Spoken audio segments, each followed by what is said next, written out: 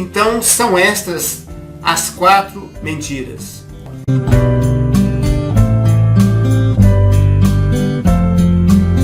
O dízimo bíblico, que nunca foi dinheiro, era uma lei muito complexa, que teve um tempo de duração definida e que se aplicava ao povo de Israel. O dízimo que conhecemos hoje é a continuidade daquele criado pela Igreja Romana, com o objetivo de suprir as despesas próprias do uso do templo, bem como os salários das pessoas que trabalham nele. Templo.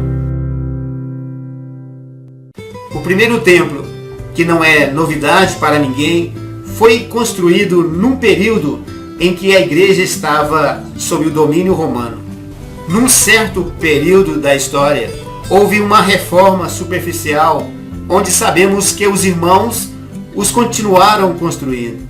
Isto à luz da palavra, sem citar as referências que já conhecemos, é blasfemar contra os templos vivos estabelecidos na nova aliança. Apocalipse 13:6. Santa Ceia. A Santa Ceia, cerimônia intocável para muitos de nós, ainda que praticada com as melhores intenções, é mais uma das invenções romanas que recebemos como herança. Não encontramos nas Escrituras a palavra Santa Ceia, porém encontramos no sistema religioso uma cerimônia chamada Eucaristia, que na versão reformada é chamada de Santa Ceia, Ceia do Senhor ou Mesa do Senhor. Aí, mais uma vez, temos não só o tabernáculo de Deus blasfemado, mas também os valores que Deus atribuiu ao corpo adulterado. Na festa de Pentecostes, temos um batismo inicial com 3.000 almas e uma lista enorme de outros batismos realizados. Mas qual foi a cerimônia de Santa Ceia deles? O que vemos é estes irmãos tomando as suas refeições com simplicidade e alegria e dividindo os seus bens e partindo o pão de casa em casa. Sim, encontramos as expressões Ceia do Senhor e Mesa do Senhor, mas será que entendemos o seu significado? Ou nos submetemos ao vinho romano com suas adaptações conforme as suas conveniências? Somos o corpo do Senhor, isto é um fato definido. Então não é difícil concluir que a mesa e a ceia dos membros do corpo do Senhor seja também a mesa e a ceia do Senhor. Se pertencemos ao Senhor, não temos na nova aliança uma ceia mais santa e especial, porque todas são santas. O que aprendemos na carta aos 1 Coríntios, capítulo 11?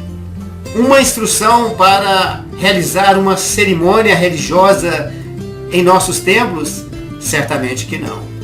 Aprendemos que eles zombaram do corpo de Cristo quando tomavam as suas refeições sem esperar uns pelos outros. E na mesma carta, Paulo citou para eles a atitude do Senhor, que repartiu o pão uns com os outros antes de ir à cruz. Então, como podemos ver, uma mulher misturou o fermento em 3 medidas de farinha e acabou sobrando para nós um pouco desse pão velho. Todas as Páscoas, desde a saída do Egito, anunciavam a morte do Senhor até que ele viesse. Ele veio e continuou participando, mas aquela última, ele agiu como na sinagoga de Nazaré, dizendo: hoje as Escrituras se cumpriram. Este pão é o meu corpo e este vinho é o meu sangue. No entanto, ele não estava terminando uma cerimônia do tempo da sombra para começar uma outra na realidade das coisas anunciadas. Muito pelo contrário, ele disse em outro lugar: eu sou o pão vivo que desceu do céu. Eu sou o pão da vida. O que vem a mim jamais terá fome.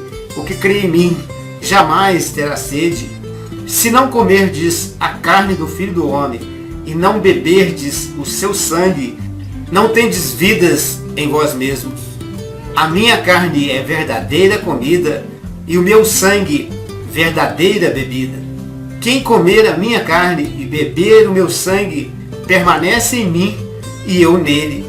Assim como o Pai que vive me enviou, e eu vivo pelo Pai, aquele que de mim se alimenta, também por mim viverá. Os romanos, com o vinho da sua devassidão, embebedaram os moradores da terra, trocando o que era espiritual por cerimônias materiais. Porém, o capítulo 6 do Evangelho de João nos explica muito bem que precisamos crer em Cristo para a salvação e ter comunhão com Ele para crescermos em vida. Organizações religiosas. E a quarta mentira desta base são as organizações religiosas ou denominações.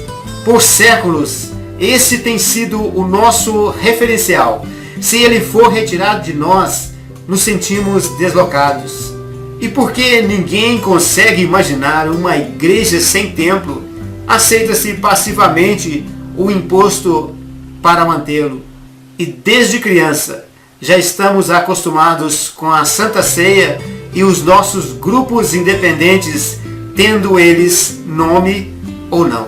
No entanto, esta hierarquia não nasceu no primeiro século e não foi ordenada pelo Senhor. É uma consequência de tudo que Roma degradou. Fato histórico, detalhadamente descrito em Apocalipse 17 e que danifica o corpo de Cristo. Sim, porque hoje, se os irmãos de uma rua não podem ou não têm tempo de cultivar a comunhão com seu próximo, como a igreja poderá se expressar como corpo na cidade? Se alguém cumpre a ordem de Apocalipse 18:4 e sai do sistema, vem logo um irmão e cita para ele Hebreus 10:25, exortando-o a procurar uma denominação para congregar. Mas não percebem que é a rotina destas mesmas práticas religiosas que impede a verdadeira congregação dos santos que fora estabelecida por Deus. Qualquer um de nós que lê a carta aos Hebreus, ouvindo só o Espírito, comprovará que tudo que falei é a verdade. Porque quando se muda o sacerdócio, necessariamente se muda a lei. Hebreus 12:7. Diante desta palavra, qual lei seguimos e qual sacerdócio nos submetemos? O de Cristo ou o do Papa Romano?